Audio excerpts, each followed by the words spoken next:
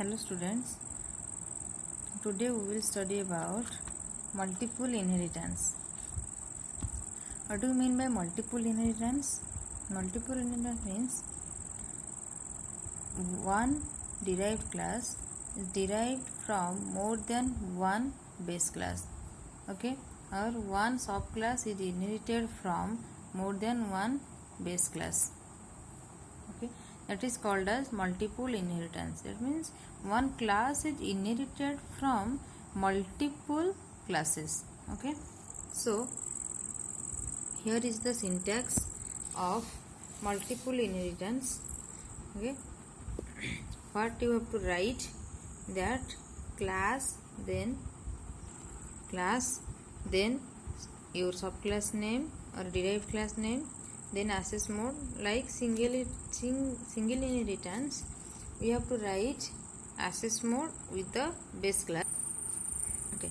So but difference is that here we are having two base classes, so we have to write you have to write two base classes, base class 1 and base class 2, and for each base class we have to specify specific access modes. You cannot write like public B then comma then directly C, okay. We have to write public B, public C, okay. It should be differentiated by a comma, okay. Sequence doesn't matter. You can write first B then C or first C then B, okay. It's completely depends on you how you will write your base classes, but you have to write every base class with its access mode, and each base class is differentiated by a comma, okay. So here I have written all those things, that the number of base classes will be separated by comma, and access mode for every base class must be specified, okay. And another one is that if we are going to inherit constructor, then what we will do, okay. So during the constructor classes I have told you that constructors can be inherited. So if we will inherit constructor, then how it will call the constructors, okay. We will see it in example, but you have to remember these terms, okay. That the constructor of inherited class are called in the same order in which they are inherited, okay. You will better understood when I will explain it with an example. And the destructors are called in reverse order of constructor, okay. So let's see an example of multiple inheritance, then we will see an example for the constructors, okay. So let's take an example. Here is one example of multiple inheritance, okay.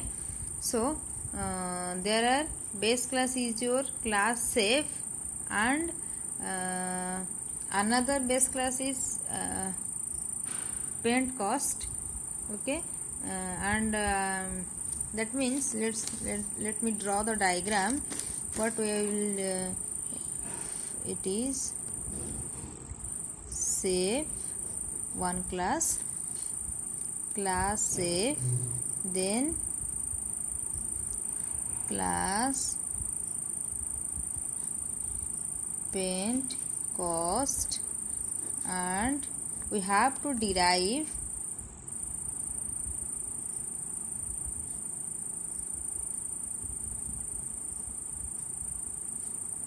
okay.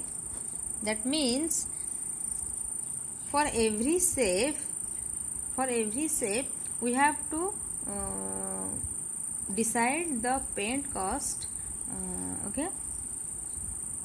So here I am taking for a rectangular type of shape. You can write here also square or circle, okay, anything, but here I am taking class rectangle, and this rectangle class is derived from class shape, okay, and also your paint cost. Okay, so let's see that class shape, and let it is width and it is for height. Okay, for every shape there is width or height. It's rectangle, square, like this. And here I am taking the variables as protected. In the previous classes I have told you about protected, that we will see the use of protected access mode during our inheritance. Okay, and also during the inheritance introduction class I have told you, if we will write protected mode, then what will perform. Okay, so here I am taking this width and height variable as protected.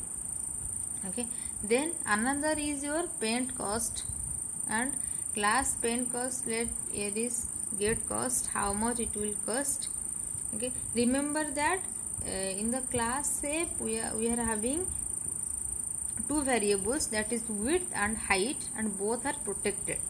Okay, and int get cost, int a, return a multiplied by 70. That means it's in a dollar. Okay, here I am taken a into 70 to get the cost. Okay, and in the derived class as you can see that here I am taking two classes where I am taking their shape class and paint cost class, and here we are calculating the area, return width and height. Okay, now we have to start our compilation from the main function. Okay, so let's start it from here. So I am taking the object, or I am creating the object for the class of rectangle, not for the shape or for the paint cost, but it is the object of rectangle. Let me write here. It is the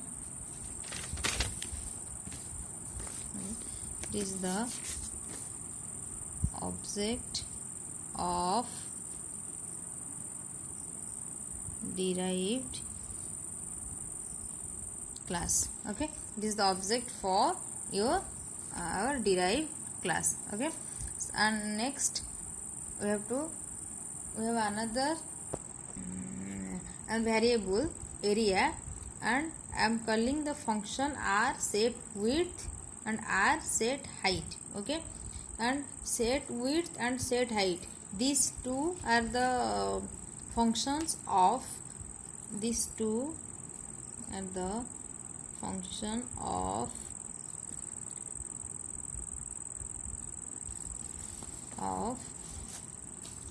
shape class.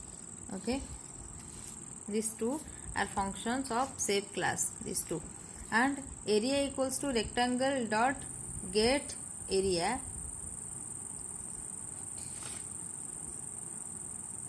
Okay, and this is the function of your derived class. Okay, and total area. Okay, let me explain here. First we are creating an object. Object is your r, it is of class rectangle, and when we are writing r dot set width 5. Okay, that means it will call the function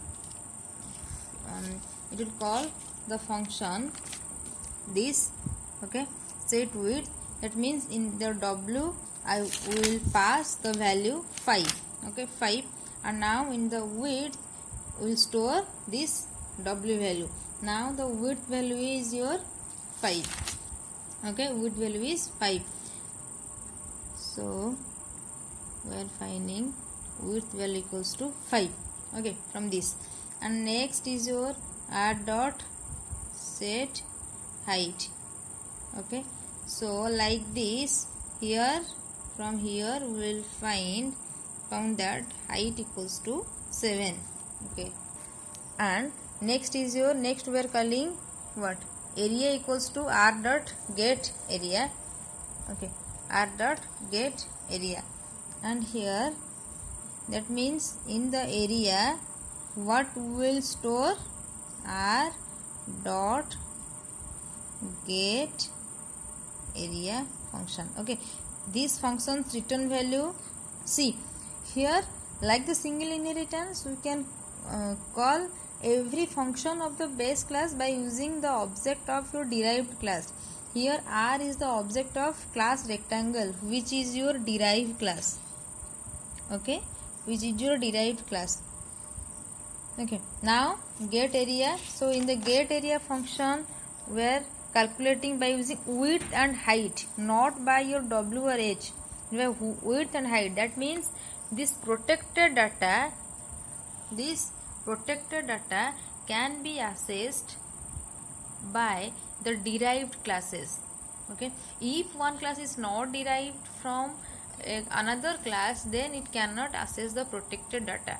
Okay, and in previously we cannot access the protected data by using other functions, or inside the functions which is not a data or a member of a class. That means in the previous classes, when we are doing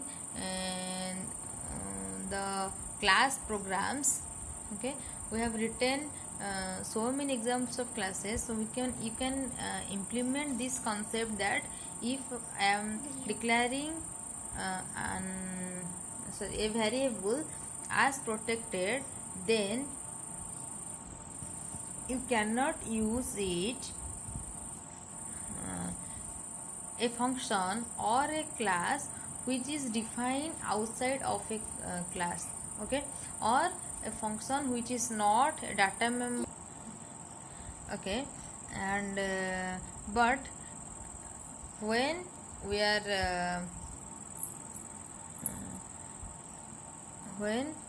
declaring a variable as protected, then it can be accessed by the derived classes of that class. Okay, by using the object of the derived class. So